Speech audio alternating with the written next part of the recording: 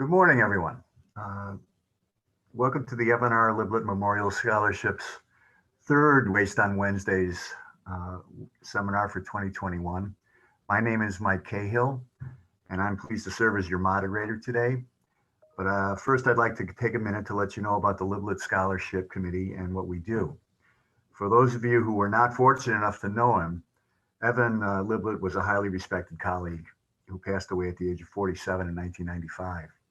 In his way too short life, he worked for the EPA, the DEC, the town of Babylon, a private recycling company. He also found time to teach at Stony Brook. In the mid-1970s, while working for the EPA in Manhattan, he organized an office paper recycling program for federal buildings, and the EPA loaned him to the DEC, and in 1987, he went to Albany. He crafted the state's first recycling plan and solid waste management plan. And he also helped form what grew to become the Association of Long Island Recycling Officials. His pioneering efforts and his personality motivated everyone who knew him. And after his passing, a number of his colleagues created a scholarship fund at Stony Brook to continue his legacy.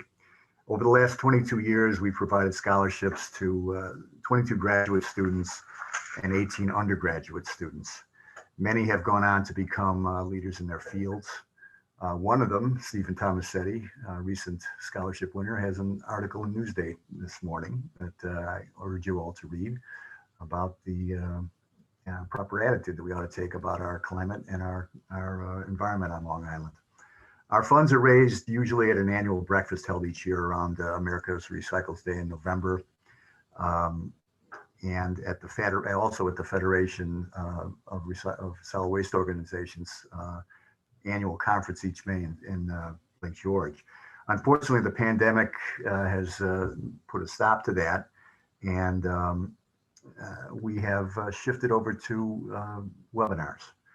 In 2019, we had held our first symposium at Stony Brook to a standing room only audience to address the recycling crisis. Last summer and fall, we organized a second symposium with 6 sessions devoted to the tools that we use to manage our waste here on Long Island. The current series continues to address the topics of importance to the future of Long Island waste management. We hope to return to some of these topics in the fall. Sponsorships and suggestions for topics are always welcome.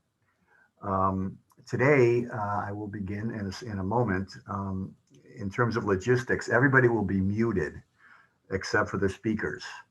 And if you have any questions, please enter them into the chat box if you can on your screen, and we'll try to get them together and either call on questioners directly or read the questions off and direct them to the speaker that you wanted to have respond. And we'll do that at the end of our presentations. So we're going to go 1, 2, 3, and then we're going to have questions. Our 3 speakers today,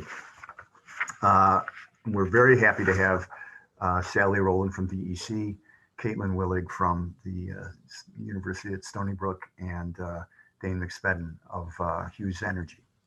I'm going to start off with Sally. If I can,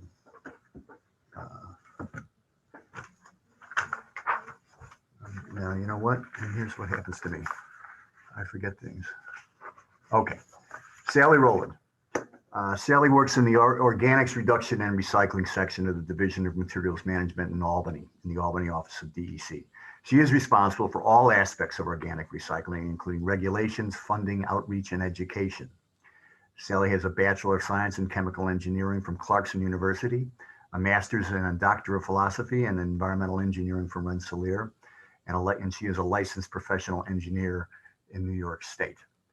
And she is the most knowledgeable organics person that I have run across in I don't know how long. And we're very, very happy to have her.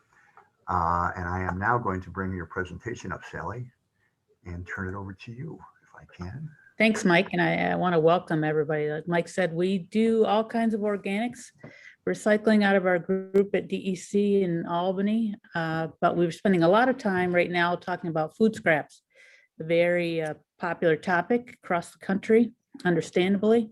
I'm not really going to go into why we should be reducing food scraps. You all know that.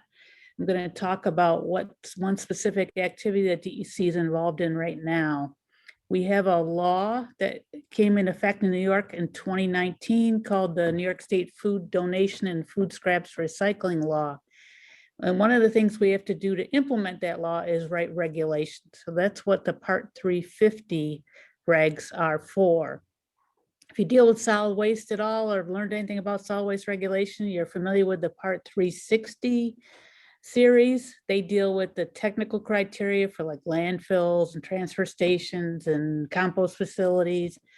But Part 350 is specific to this law itself. So if you're a facility designer, you go look at 360. This is what you have to do to comply with the law. Okay. As I mentioned, the law goes into, it was passed in 2019, but it actually doesn't kick in or become effective till January 1st next year, 2022. And the intention behind the law is to, and the regs to implement it, is to motivate large generators of food waste to both either begin or increase donation and to recycle food scraps. So what the law says specifically is, if you're a business that generates 2 tons of wasted food per week or more on an annual basis, you're obligated to donate excess edible food across the board. But in addition to that, if there's a recycling facility, and we'll talk a little bit about more what that is, within 25 miles of your location, you also have to send it to recycling. Composting facilities, digesters, you name it. I do have some links in this presentation, so when you get a copy of it, you can go to our webpage, it has more details, so that's what you'll see it. On some of the slides are links that I won't really talk a lot about. It just gives you more resource. Okay. So under that law and under the regs, there are some exclusions or exemptions, those that don't have to comply specifically with the law. They include, under this particular statute, hospitals, nursing homes, adult care facilities, elementary and secondary schools, New York City, a big chunk of the state population-wise, but why would the law exclude them? The state law excludes them because they have their own local law. It's not meant to say that New York City doesn't have to do food donation, food scraps recycling. It's just recognizing that the city already has their own law that has both a residential, even goes beyond the state law, and a commercial side. The other one is generators that are served by a mixed waste recycler. Sometimes this is confusing. If you're not familiar with it, there are operations out there that can actually take more of a mixed waste stream, and they have the equipment to separate out plastics and things that won't degrade. So like Delaware County in New York State actually has one of these. So they already take waste and compost it, but they are able to take it in that mixed state. So it doesn't make sense under the law to make the generator source separate when the facility itself can already handle a mixed waste stream. Right now, we only have one in Delaware County, so this is not a widespread issue, but we're recognizing that they can handle this kind of waste. Okay. So if we look at the regs, Part 350 is broken down into what are like more like chapters, but we call them subparts in our regs. So subpart 350-1 are the general criteria that apply. Purpose, applicability, exemptions. We talked already a little bit about prohibitions, definitions, inspection. The department has a right to inspect generators to make sure they're complying, and severability. Okay. Just going to touch on a couple definitions in 350. What are food scraps? We all think we have a pretty good idea of what they are off the top of our head, but when it comes to regulation, you have to be pretty specific. So what is in and what isn't out? It's pretty broad in our regs, in our law, that it does include inedible food, does include food, soil, paper, edible food that's not donated, and food processing waste. That's a whole large category by itself of food processors. We have lots of dairy and cheese processors in New York State, and bakeries and other places like that could come under the law. What doesn't it include is always important too. It doesn't include cooking oil and vegetable grease. Typically, they already go to biodiesel and some other type of recycling. They're not normally handled with other food waste, so they're excluded. Also, materials that have foods that have been under a recall or seizure. It doesn't mean that they couldn't necessarily go to an organics recycler. In many cases, recalled food can, and it does. We're just saying it depends. We need that. We don't want to make an across the board determination that they can be recycled. It depends on what the pathogen of concern is. All right, as we mentioned before, what's an organics recycler? Some of them are pretty straightforward. We always think of composting because we see lots of yard waste composting, and so people are very familiar with that. But there's other technologies out there, and we don't really want to be prescriptive to say only these technologies are good. So we're pretty broad in the definition of organics recycler. It does include animal feed. Walmart for a number of years sent their fruits and vegetables to local farms for animal feed. We have processors out there that make animal feed out of food scraps. So rendering, we're all familiar with. There's still some renderers around that take food scraps as well as materials. Direct land application occurs like with cheese whey, composting, aerobic digestion, anaerobic fermentation. And we do have kind of a catch-all there, the other processes approved by us because new things come forward, new technologies come forward. So we want to give the department the ability to say, okay. Capacity is the other one. All right. In order, we have that recycling provision. So there must be capacity at the recycling facility for a generator to be able to go there. So we're really defining capacity as what they're allowed to do under approvals from us and what they're capable of doing as well, and what they want to do. You could be approved to take 600 tons a day, but choose only to take 400 tons a day as a facility for a period of time. So all those considerations have to be taken when you're thinking about how much you really have out there in order to handle these materials. Okay. Single location seems pretty straightforward. If we want, we can talk more about how do you deal with malls and college campuses. That's a whole nother issue. If you remember, we talked about they have to donate to what the law says and the regs say, the maximum extent practicable, whatever. What does that mean in reality? It's not a number. It really means you're looking at whether a grocery store or a restaurant or a college campus, how much can you reasonably, working with your local providers, donate, and how can you improve if you're already donating? Okay. All right, then we get back to the kind of the nuts and bolts of the regulations. How do we figure out who's a food scrap large generator to start with? What do they have to do in terms of separation and reporting? And we do have waiver provisions, which we'll touch on. Okay. As I mentioned, the large food scrap generators kicks in next January. So we've been trying really hard since the law was passed to make everybody aware of what's going on. We figure there's at least 1,200 generators upstate, out of the New York City area, including Long Island, that are subject to this law. That's not even including the food processors. So there's a lot of people to get, bring up to speed on what they need to do. As I said, donation's big. It's not, some states don't have this in their laws. As far as we know, New York's the only one that does, really has an emphasis on looking at donation. The other one is the recycling component. They have lots of options. You can do it on site, which is more typical of a college kind of scenario. You can hire a hauler, you can haul it yourself. There's lots of options to meet it if you're required to. One interesting thing there, even though it has the 25 miles for us to determine whether you have to recycle, you can go somewhere else. In many cases, a generator might have a relationship with a hauler that has a facility 50 miles away, and that just makes more economic sense for them. The law doesn't preclude that. It just makes us use the 25 miles for the determination. Okay. As I mentioned, there's waivers. It's always, something's amiss. It comes June 1st, DEC publishes these lists and says, we think this grocery store generates 2 tons per week, or, we think that there is a recycler within 25 miles. So, but you can come back to us and say that's not really the case and provide documentation and say, we don't really generate that. Or, 25, there isn't, that facility you say exists there is not really there, or they don't have capacity. And there is a cost component. The draft regs say 10%. we require, you can spend up to 10% more than you're spending for disposal for recycling. There is that cost, but if it's more than that, you can make the argument it's too costly. Okay. All right, we got our line, we got all our generators lined up. We get all your grocery stores and what have you ready to go. There's what happens to if it gets picked up and doesn't go where it's supposed to go.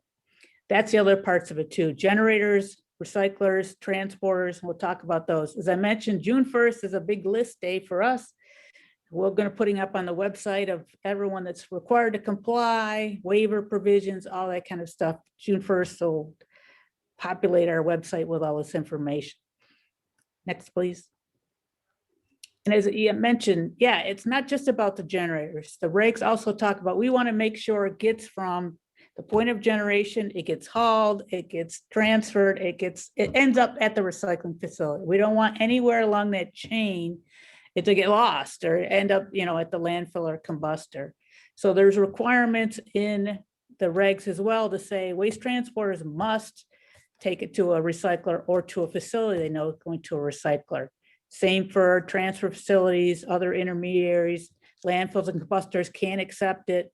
So all these intermediate steps must fall in place because we don't want obviously anybody to end up taking the material where it shouldn't be.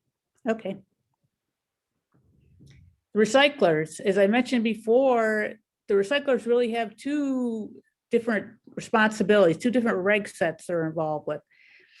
They have to make sure under 350 that the material they produce is beneficially used. Obviously, for a compost facility, the compost shouldn't be going to landfills, what we're saying. The material you're producing has to be beneficially used, whether it's animal feed or soil amendments, that's their responsibility. They don't have to report to us under this reg because they already have to report to us under 361. So again, we have all the facility criteria under the 361 series. This just tells them they have to beneficially use to be considered an organic recycler here. And we have to look at their capacity. Okay. And just a little time frames of what's going on. Again, you'll have this information so you'll get to see, you can certainly find more on our website as well. These regulations are out for draft right now. They're not finalized. We're accepting public comments till April 27th, next week. You're welcome to comment. You can comment just by sending us an email. It doesn't have to be formal letter or anything. After that comment period, then we finalize the regulations to implement the law. So 350 is one part of it, but there's lots more to implementing the law as well. As I mentioned, the list on June 1st and all this to get things together, a number of webinars we're putting together to help those generators know what they can do, what's next, what they should be ramping up to get ready to do. Don't want to say that this is brand new to all of them. Many grocery stores already do donation. Just had an announcement that Hannaford stores now recycle all their food waste. Wegmans does it. So there's a lot already going on in the industry, just trying to get everybody up to speed. Okay. Again, these are all the things that you will see come June 1st. If you pop over to our website, as I mentioned, that's kind of our first, we've done a lot of outreach and webinars before this on what's coming, but this is the first time generators in the public will really see who all the list of those generators and responsible parties are and what other requirements we're going to be looking for. So it'll be interesting to see come June 1st how it's received by generators and who's going to be surprised whether they're on the list or not. All right, I think this is the last one, second to last one. Again, there's ways to stay in touch. We have an ongoing list where we provide information. We have webpage, we have announcement lists. You're welcome to sign up for those where we'll send you out announcements about the rulemaking, about webinars and all that. It's the easiest way to kind of keep in touch with DEC.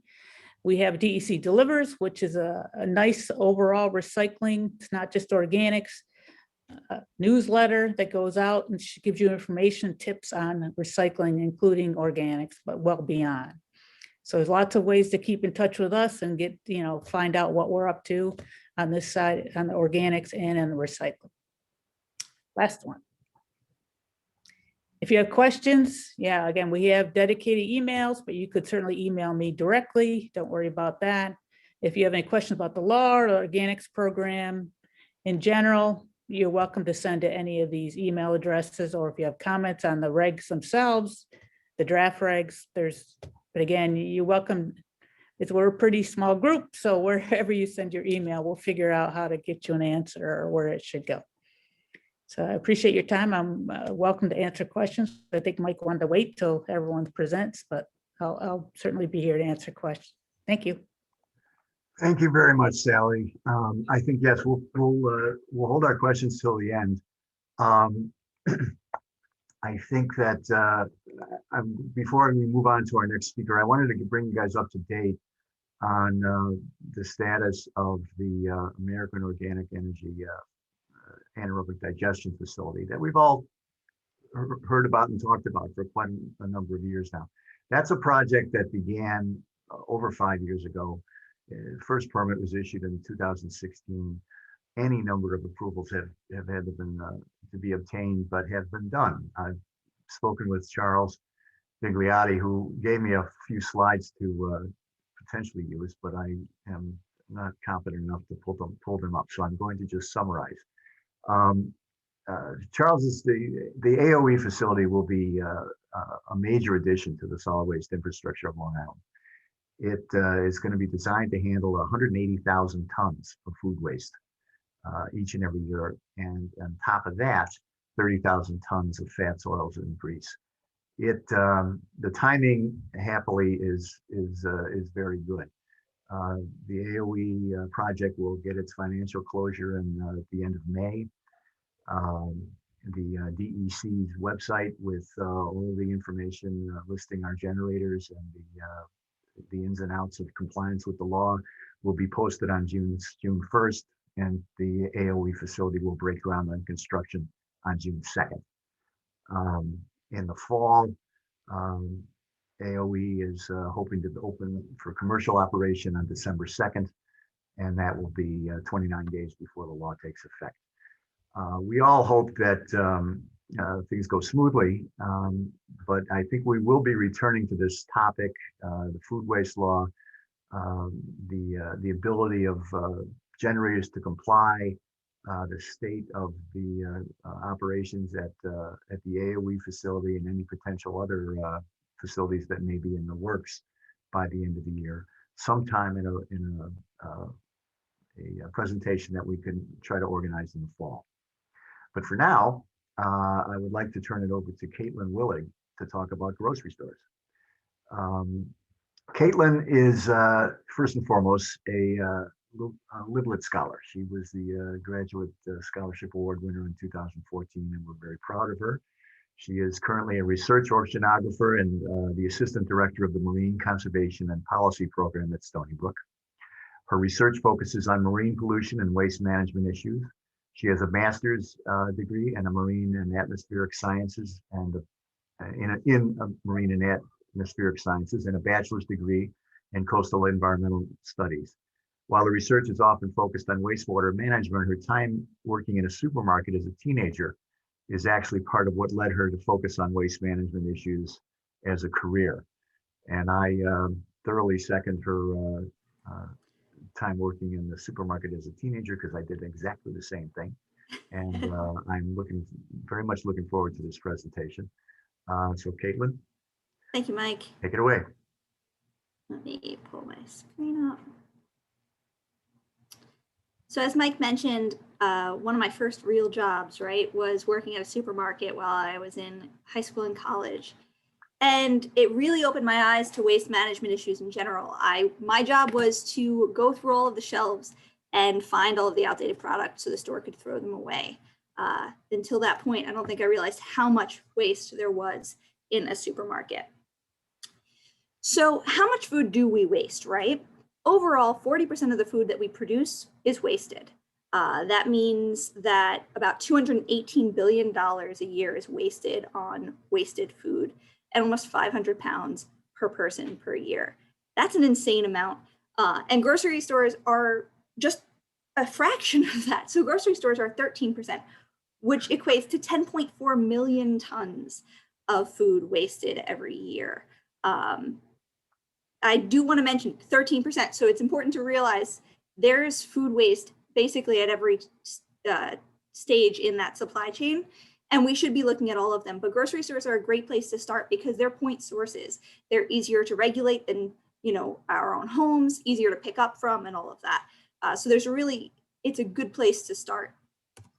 So how much is 10.4 million tons? It's a lot. So one Empire State Building, we are pretty much all in New York, right? We've probably seen the Empire State Building. Huge, 365,000 tons. We need 28 of them every year in order to throw away 10.4 million tons. So it's a big problem. And it's something we really need to focus on, and we need to identify where we can reduce that and where we can divert that from our landfills. There are so many different reasons for food waste throughout the supply chain and for different types of food. So you're going to have a different reason for throwing away your produce, your fruits and vegetables, than you would for meat or for grains. And so it becomes this really big multifaceted issue, but it's definitely something we can tackle. Not only when we throw away food, we're not just throwing away food or calories, which we're throwing away a ton of, but we're wasting cropland, we're wasting landfill space, we're wasting farm fertilizer, and we're increasing our greenhouse gas emissions. So this is a problem that is really multifaceted. So grocery stores in specific, I'm going to try and get through this as quickly as possible. There's a lot of waste, but grocery stores want to reduce it, right? So I think this is important, and kind of goes back to what Sally was just saying, where she was saying, grocery stores are doing a lot of these things already because they don't want to waste food either. When they throw food away, it's lost investment because they purchased that food, right? It's lost labor because they had to pay somebody to take it off of a truck and pay somebody to put it on a shelf and then pay somebody to take it off the shelf and throw it away.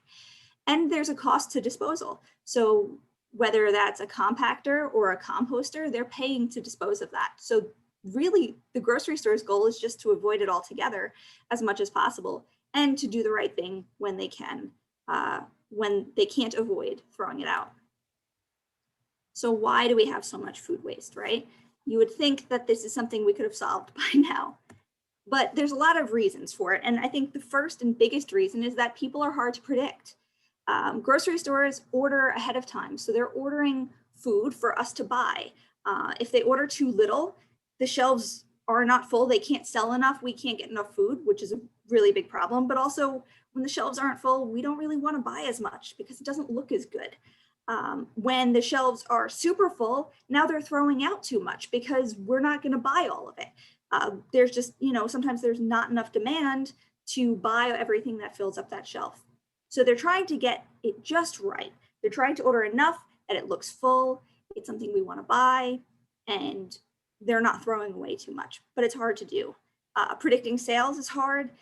Even if you have the same sale that runs, 5 for 5 for whatever, if it's a different time of year or a different season, maybe you don't sell the same, or maybe Stop and Shop has one sale and ShopRite has a different sale, and so you don't have the same sales.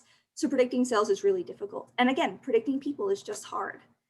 Customers always want the freshest. And I mean, I'm guilty of this too. When I'm picking out my produce or anything, I'm looking for the best date or the best looking piece, of fruit or meat or seafood, whatever it is.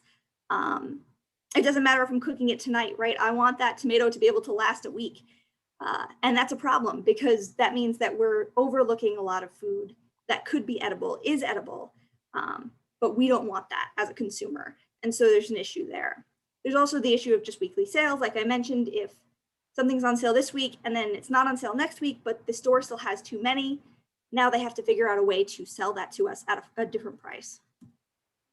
I'm not going to go into staffing too much, but grocery stores on the whole have a lower gross profit than a lot of other retail industries.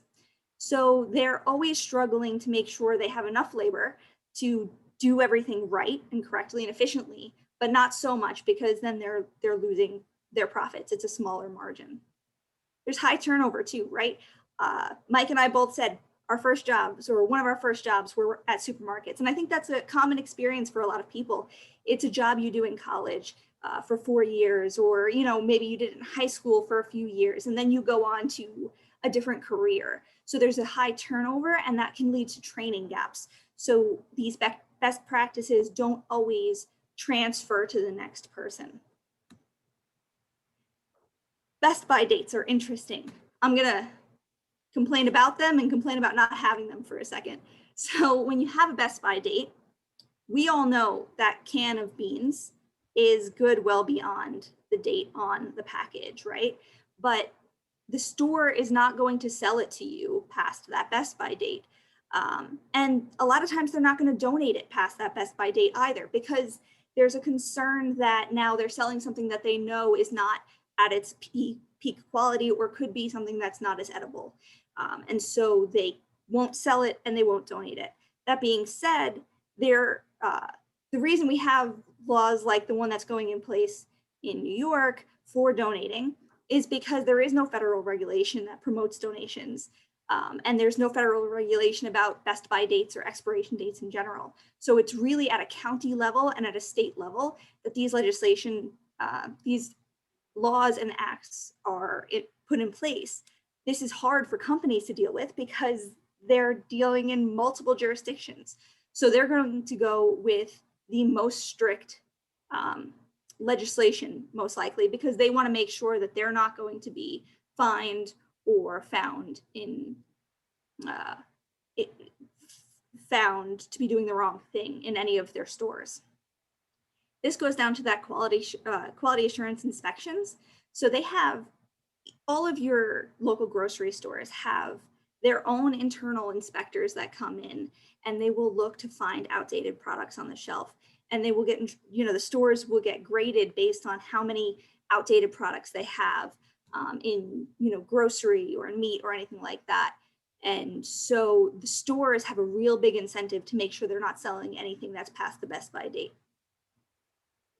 This goes because, there is the Department of Agriculture who comes around and makes sure that they're doing the right thing, and they want to make sure that they're doing the right thing and not selling anybody, food that's going to get anybody sick. But the problem with best by dates is that there's no flexibility. You and I know that that can of beans is good for another year, that can of soup is good for another year at least, but we can't sell it at a store past that date. They won't sell it at a store past that date. So there's really no flexibility there. The flip side of that is that when you have a produce department, there's no dates. And now everything's subjective. If you won't buy it, the store can't sell it. So if it looks ugly, then it might get pulled off the shelf, even though it's delicious. So there's an issue here, right? If we have a date, it's really rigid. We don't have any regulations saying that you can really go like what that date is. So companies aren't required to follow any specific standards for creating that best by date. That's why you see best by dates versus expiration dates, sell by dates, the whole nine. But when you don't have any date on the product, now we're just looking to see what looks good, right? And sometimes that just comes down to how it was packed out that day. It looks better or it looks worse, and so I don't buy something. A note here is that there's something called, so produce is graded. So there's grade A, B, C, and so on. Your grocery stores are only getting grades A and B. So that ugly, the delivery services that give you like that less than perfect produce, they get the produce that never even gets to a grocery store. A grocery store doesn't reject a delivery because the food doesn't look good. They might reject a delivery if it's moldy or if there's a real food safety concern, but they're not going to just reject it for being ugly. But again, freshness is subjective. And so when you get into these departments that are really fresh, you have generally young people who hopefully are trained, but maybe not as much as we want, going through and trying to determine if that zucchini is still edible and still good and should stay on the shelf. And they may have never cooked a zucchini. It's a difficult problem, and it's something that comes down to training and labor, which stores are always working towards, but it's hard. Recalls are another problem, and this is out of a grocery store's hand, right? So recalls start much earlier in the supply chain, but they usually end at the grocery store, right? Or at your home when you have to bring things back to a grocery store because it's recalled. So when there is a recall, the grocers either have to return the product to the warehouse or they have to throw it away in store. And so that can be part of their food waste at the grocery store level. This is actually from last week. So this is just a list of the recalls from April 1st to April 13th. And you can see, there's recalls coming out all the time. And often they're not for, I don't want to say food safety in terms of having no food safety issues, but it's often for edible food. So something like these Hostess snowballs, they had an undeclared coconut allergen in it. So they didn't declare one of the allergens in the food. So you can't sell it because if somebody is allergic to coconut, it can be a real health issue. For everybody who's not allergic to coconut, it's a completely edible food, but it now needs to be thrown away. Same thing with these espresso beans. So how are grocers trying to avoid food waste, right? Because there's all these sources, we've seen a bunch of them. It's really difficult to deal with, but they're trying, and there are challenges, there are pitfalls, but it's things that we're working towards. So controlling ordering is the first thing. If we bring in the right amount into a store, we don't have to throw away as much, right? So stores are consistently increasing the technology. They're using algorithms left, right, and center to account for last year's sales and this year's sales and the weather and holidays and current events. So they're doing all of this, but it's really difficult to do. It's still it's hard to anticipate human behavior, and current events are sometimes unprecedented. COVID being a great example of it. I don't think any store could have predicted what was going to sell, how it was going to sell, and how to order in time to be prepared for that. Rotation is one of those things that goes back to training that I was mentioning earlier. So this is something that pretty much anybody who stocks a shelf has probably been told. When you want to sell something, you want to sell the thing that came in last week before you sell the thing that came in this week. So the idea is that the oldest product goes in front and the newest product goes in back. And this way we can make sure that people buy things in an appropriate time scale so that way it can be eaten before it goes bad, before it expires. It's the most effective way to sell, but it's labor intensive. It requires training and it requires oversight to make sure it's being done. Prepared foods are a really traditional way that grocery stores have tried to divert their food waste. So when they would have fruit or vegetables that maybe they ordered too much of, or maybe seafood or meat that they've ordered too much of, and they're going to need to either pull it off the shelf in the next few days, something like that, and throw it away, they can cook that food or prepare that food in terms of fruit and vegetables, cut it up, make nice fruit platters or vegetable platters, and they can extend the amount of time they can sell it. But that prepared food has a limited shelf life and it costs extra labor. So there needs to be some kind of, they need to make sure they can sell it. Otherwise they're wasting money and they're wasting product. An alternative that has been going around recently is really switching over to warehouse prepared cut fruit and vegetables and hot foods. This gives the consumer what they want. It gives us our fruit platters, but it doesn't divert any of our food waste. So it's not a good practice to move towards. Donations are a great way to reduce or divert our food, wasted food. But like I said earlier, stores often won't donate expired goods. This goes back to the idea of making sure that they're not donating something that anybody can say that they know is bad. So if a store is accused of knowing that they're donating bad food that is not edible, they can face lawsuits. So they try and avoid that as much as possible. And I think they're worried about lawsuits in general. So there is this push to stay away from donating expired goods. That being said, stores often donate because they know beforehand if they have too much. It's great for their community image. It diverts their potential food waste and is a tax write-off for them as a business.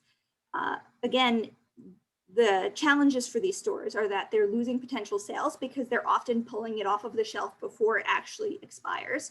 So that way they can donate it in time.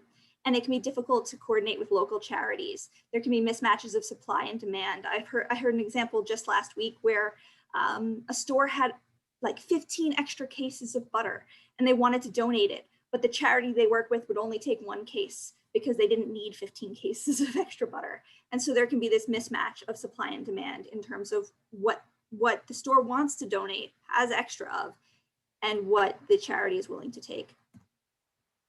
Composting of your produce and bakery waste is a great thing to do. It's, again, avoiding that traditional disposal cost. It can cost more money in some cases, and sometimes it's actually less money than traditional disposal for these stores. It's a beneficial reuse. It's great for the environment. But the challenges are that you're often dealing with external contractors, and if the disposal areas are not maintained appropriately, you can end up with store cleanliness issues because you're attracting pests. And so this is something that the stores have to worry about avoiding. So I think I spoke as fast as I could, but the takeaway basically is that some food waste is unavoidable, but a lot of it is not. Stores are working towards reducing it, and they still have a long way to go. So there's plenty of ways we can avoid it. What we can't avoid, we should be diverting from our traditional waste stream. It's great to see what DEC or what the state is doing to work towards that, because that's a goal we should all be trying to meet. And the last thing I want to say is just more of a PSA. Remember, 13% is grocery stores, but 43% is our homes. So we can all do better, and we should be thinking about what we're doing too. And thank you for your time. Well, thank you very much, Caitlin. That took me back. I know what you're saying. I spent 10 years at Jewel Foods in Chicago, and I remember very well how quickly that white mold on citrus can spread. Looks wonderful orange. You know, now in 45 minutes, get it out of there. Anyway, Exactly. we'll take some time for questions after we're through. Now we're moving over to a different solution to some of our food waste issues, and I would like to introduce Dane McSpedden, who is the Chief Executive Officer of Hughes Energy of Yonkers, New York. And this is a position that Dane has held for 3 years after 5 years as a consultant to the founder. His career has been in the technology and infrastructure space with multinational companies like IBM, Honeywell, Oracle, and Delarue. Dane has a deep experience in launching and growing international businesses. He lived in Russia for 10 years and in the UK for 5 years, managing businesses in over 75 countries. Hughes Energy represents a passion that McSpedden has to make a difference in the world through the use of practical, clean technology, which is ready to deploy today. In addition to growing Hughes Energy, Dane is a board member of 2 clean tech companies, a groundbreaking European battery storage technology, and a New York-based concrete substitute, which uses recycled industrial materials in place of traditional aggregates and cement.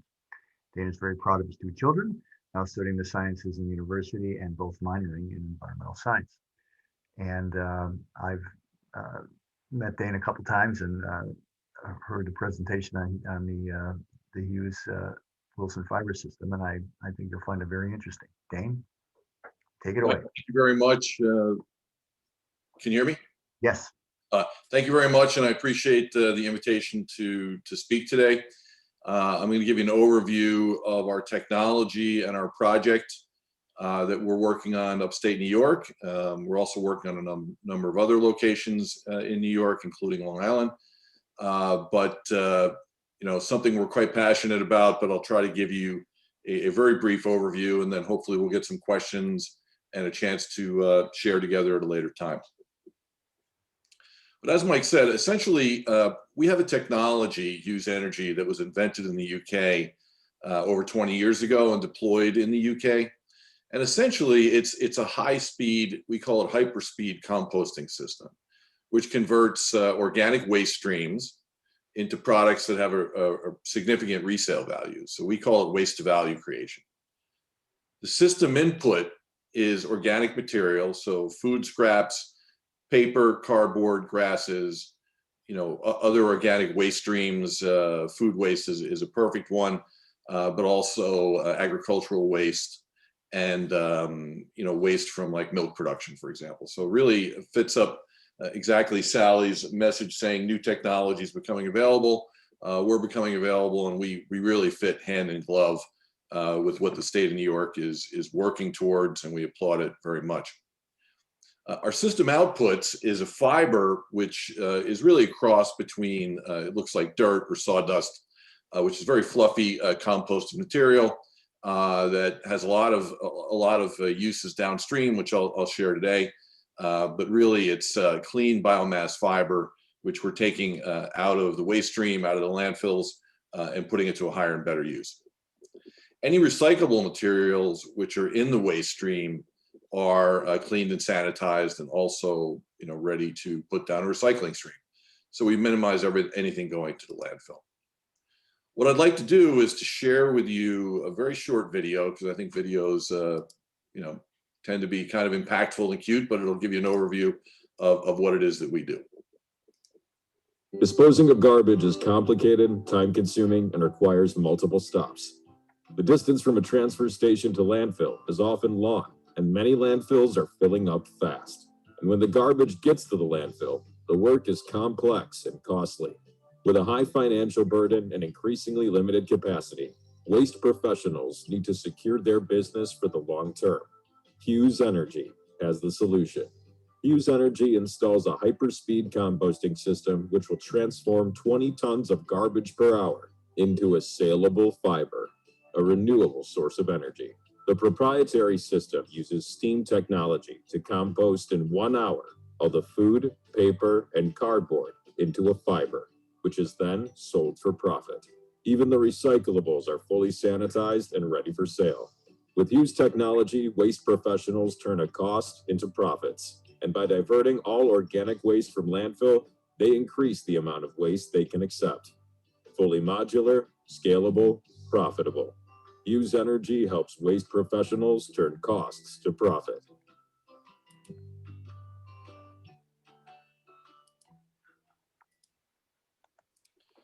So thanks for watching that. Just gave you kind of a cute overview of what we do.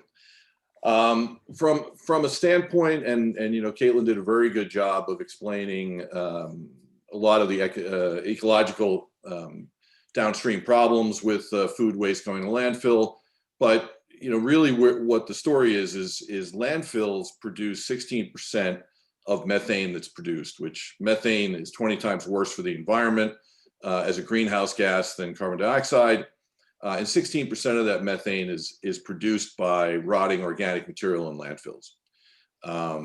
Transport fuel as well is one of the largest emitters of methane. It's in fact the largest emitter, and we impact that emission point as well through the use of our fiber and the downstream products that we make.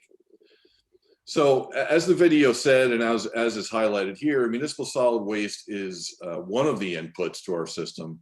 In fact, it's really organic waste which we're looking for. If we could only have food, paper, cardboard, and grasses, we would be thrilled, because much like eating calories you don't want to eat, wasted calories, putting anything but organic material into our system is a waste of space, because what we're really trying to do is to get the organic material to use again for a higher and better use. So once that Wilson fiber is made, after the high-speed composting system, which is in an autoclave, the autoclave being 60 feet long, 10 feet high, is really a steam pressure cooker. And by steam cleaning and pressurizing the waste, it creates this fiber.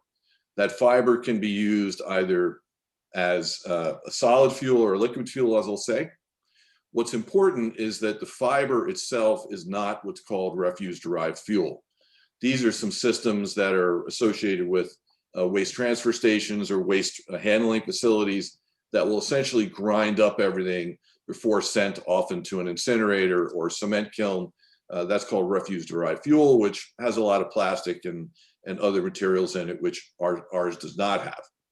Our composting system within Europe has gone through an extensive analysis, which, as a matter of law and legal status, our fiber never was waste, because all it's doing is extracting the organic content of the waste and pushing off to the side through a separation system all of the non-organic material. So in Europe, we can sell this product on par with virgin fuels like wood pellets or peat or coal or crop-based ethanol on the liquid side. So it's taken a lot of work with the regulators over there, and certainly I'll be looking to chat with Sally, and we have actually started with DEC upstate about beneficial use determination for our fiber.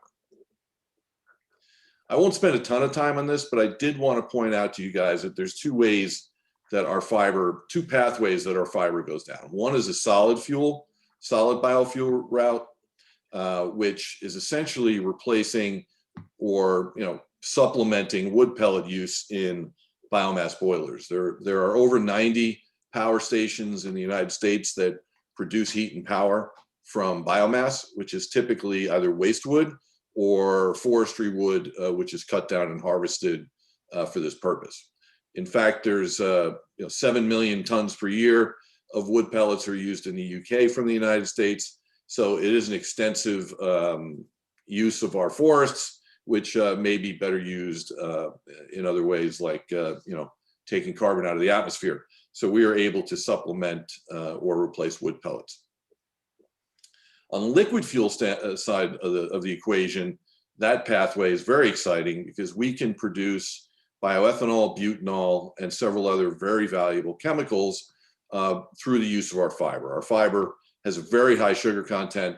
It's all the goodness within the waste stream is not wasted on the ground. Often, when you do outdoor composting, a lot of the sugars and the energy gets leached into the soil, which is good for the soil, but the compost material just has a lower energy value. We're in the process of actually launching our first production scale biorefinery in Europe.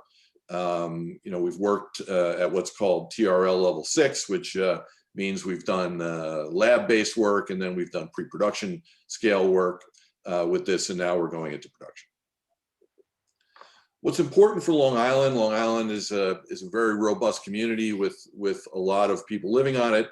But when you talk about one of the hardest things when I visit there, because I live in Westchester County, it's getting around the island, especially in the summer, but let's say in general. So transport's an issue. The fact that our system is scalable, so you can do everything from a small skid mounted system, which can be used either in disaster areas or can be used at hospitals or airports, all the way up to a full scale system, which processes 20 tons per hour. It is a modular system, so in fact, there is no technical limit on the size of the system we can produce, but the reality is the sweet spot is handling 20 tons per hour. When you do larger systems, you have transport issues of getting the waste into the facility and people waiting to do that. So we have found through 20 years of work that is a sweet spot. But for places like Long Island, a distributed model of smaller systems also makes sense. We are in the process of final permission with the DEC in Albany for a project up in the Catskills region of New York State. It's actually right on the border of Delaware and Greene counties. Beautiful area where Brendan Hughes, the founder of our company, he's a pillar of the community there and wanted to make a green energy hub upstate New York. There is a current transfer station there, which we've purchased, and bringing all of the waste indoors instead of outdoors, the way it's handled now, offers a big benefit for the community. It's a very nice looking facility. And in fact, within that facility, we're both taking in the organic waste, we're processing it through our composting system, and then we're sending it out as pellets in either bags or containers, depending on the end user location. So that's the overview. I think what I like to end with always is the environmental impact. All of the people on the Hughes Energy team, we come out of big industry. I myself, as Mike mentioned, came out of big technology companies like IBM and Honeywell. But we all have a passion for the environment, and we've gotten involved in this really wild journey of bringing new technology into the waste stream because of our love for the environment. And as Mike said, I'm very proud. Both of my college-age children are minoring in environmental science, and I think that's really the way for everybody to make a difference in the world, is to raise awareness and to offer what we call practical solutions. Our solution uses technology for the most part that's been around for 150 years. Steam generation in industrial processes, and autoclaves have been around since the 1800s. So, you know, it's simple technology, it's very basic, but the impact on the environment is dramatic. You know, each one of our facilities will offset, you know, 200,000 tons, up to 200,000 tons of CO2 equivalent per year, which is about 15,000 US residents. We do use about double the CO2 footprint of Europeans. There, it's about 30,000 residents, but, you know, we're getting better. The potential in the United States when we're deployed at scale is we do have the potential to offset the CO2 emissions of over 15 million people. So very exciting, getting launched in New York State. Certainly, I'm happy to share the presentation with anyone that's interested, but we are discussing facilities on Long Island. And, you know, I think the first step right now is to get our New York State project broken ground upstate. And then you'll see us a lot more all over New York State. So I really appreciate your time and look forward to answering any questions. Well, thank you, Dane. I think we're going to be seeing a lot of more attention paid to both on the regulatory level and on the business side of finding ways to address organics before they get into landfills. And this technology is very interesting. I'm going to go to the questions now, if we can. And but meanwhile, Eric, I think if you're there, we'd like to give a shout out to some of our best supporters in the New York State Federation of Solid Waste Organizations and their program that's coming up in just a couple of weeks. Well, not a couple of weeks, about 3 weeks. May 18 to 2021. I hope you guys can spend some time with them. Let me see.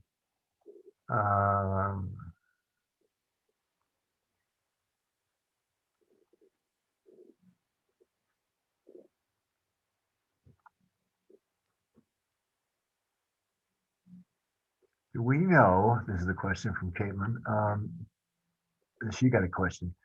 Do we know how much of lack of stock of items on store shelves in grocery stores is a result of more conservative ordering? And is this driven by chain distribution centers or individual store managers? Well, I don't know, Caitlin, what you were told in there and by the grocery store people that you look for. But I mean, I go back. I mean, I spent 10 years in a grocery store, and things may have changed. They probably have.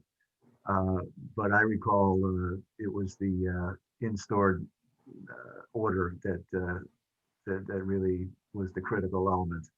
They might tell you that if you go below a line or above a line, they may say, "What are you doing there?" But your store manager's got to guess right. And I worked in the produce section for God knows how long, 10 years. You can't have an empty rack, and you can't have a rack that's full of food that isn't looking good, and you can't have a cooler in the back room that's overstuffed. So you've got to have a deft touch on the order sheet.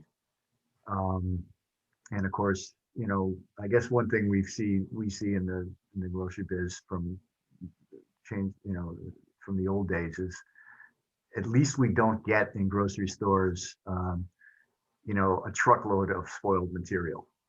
That's back in the day. An awful lot of produce would go bad just in the transport from California to New York. And we know that we've got an awful lot of material that we eat comes from California. Transport is much, much better than it used to be. And that's where things are a little bit better. But the in-store management is, I think, still a question of a good local manager and a alert staff to get the get the soft stuff off the rack and get the good stuff out. Yeah, I would agree, Mike. I would say that it's definitely a combination. So if you see something that's out of stock for 2 or 3 days, that's most likely an ordering issue. If you see something that's out of stock for a month, though, that can be a warehouse issue. And then, you know, I'm sure you saw it, Mike, when you were in the stores too. If there's a bad frost in February or March, now all of a sudden we have no lettuce.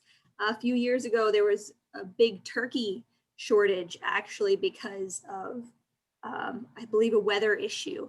And so all of a sudden they were just hoping they were going to have enough turkeys for Thanksgiving. So it's a combination, but a lot of times, especially for short-term outages, it's ordering. It's hard to predict, people. Yep, and you know, it's a very complicated bit of business because, you know, in every store, the customers, there's going to be your specialists, and they're going to want those, you know, kind of exotic Yes. lettuces and the spices, the different sort of foods. We've got a lot more international foods on those shelves than we used to have, and it's not easy to satisfy folks. You and I talked a little bit earlier about you're familiar with, and so am I, with produce and with dairy and with the grocery section. And the one thing that neither of us really got a chance to get our noses into was the meat section. No.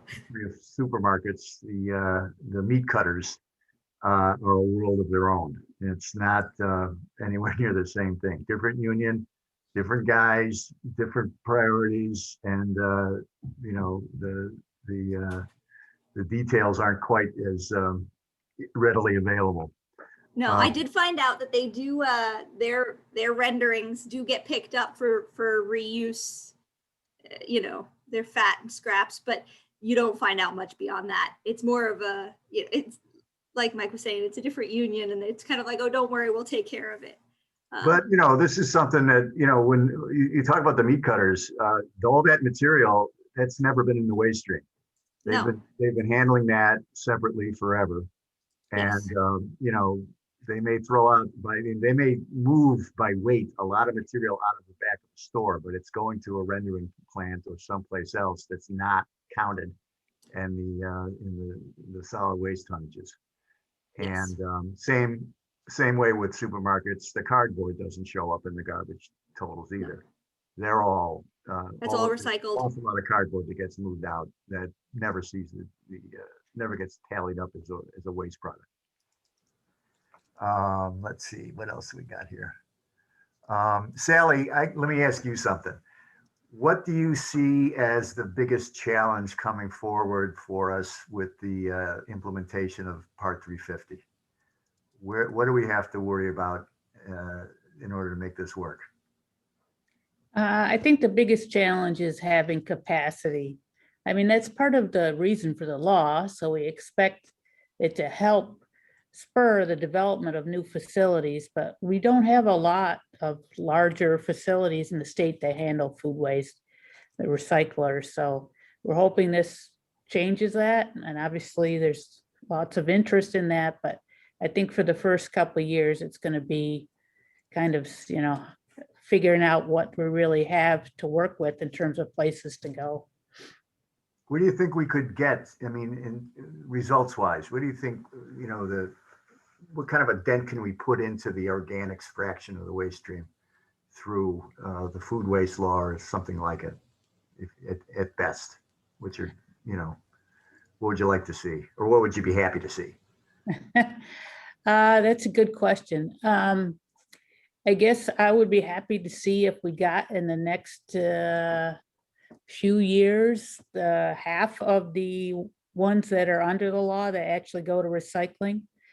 Now that is part of the waste stream. Obviously, as Caitlin mentioned, there's lots of food waste coming from residents, other places. So that's not going to have a 50% dent in the amount of food waste wasted. It's only going to be a few percentage points probably. But I'm hoping that's, once the system's in place, it tends to grow beyond what the law says and go to other generators. And there's interest on the residential side as well.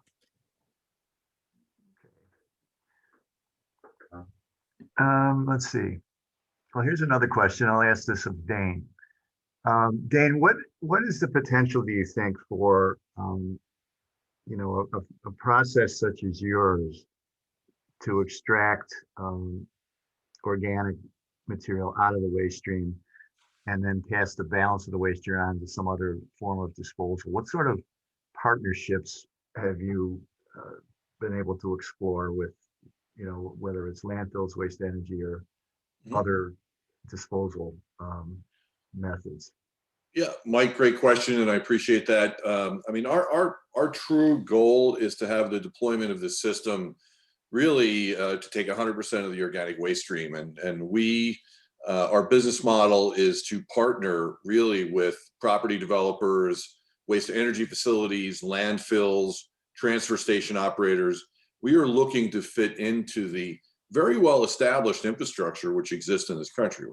We don't believe that it's practical at this point to look at a totally new transportation, storage, and handling infrastructure.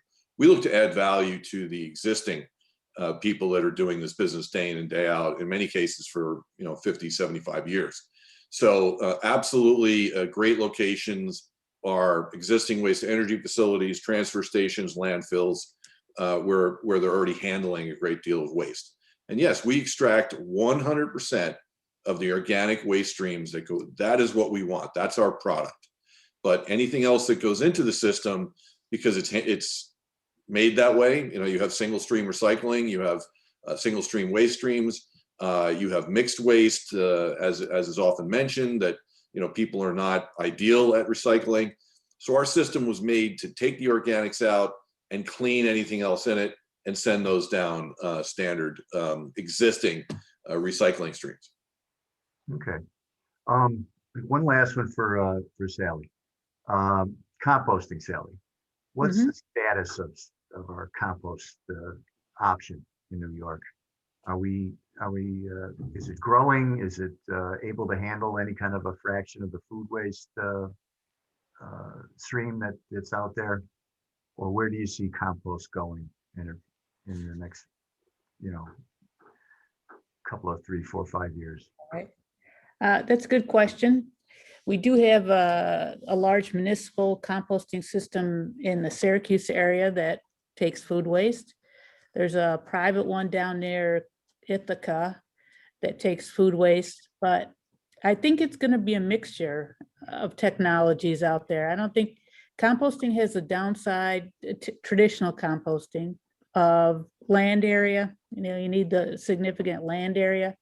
So we have seen a lot of growth in anaerobic digestion, I think just because it's such a smaller footprint, as well as you have the advantage of producing biogas that can be used, hopefully, some way usefully. So I think you'll see some growth in composting, but you will see definitely growth in anaerobic digestion and some other technologies as well. Okay, thank you very much. Well, folks, we think we've kind of gone over our time by about 10 minutes. I don't have another real substantive question. And I guess at this point, I'd like to say thank you very, very much to all of our speakers and to everyone who's helped put this together. We will be back next week with our final spring webinar on our transportation challenges. And I think that will be very interesting. And that's one topic I think is going to hit us all in the pocketbook before the next couple of years are through, which you'll see. December 31st, 2024 is going to be a big day. But until next week, I thank you all again, and we hope to see you next week. And please feel free to contact us, and any contributions that you may wish to give to the scholarship would be greatly appreciated. Good afternoon, everyone.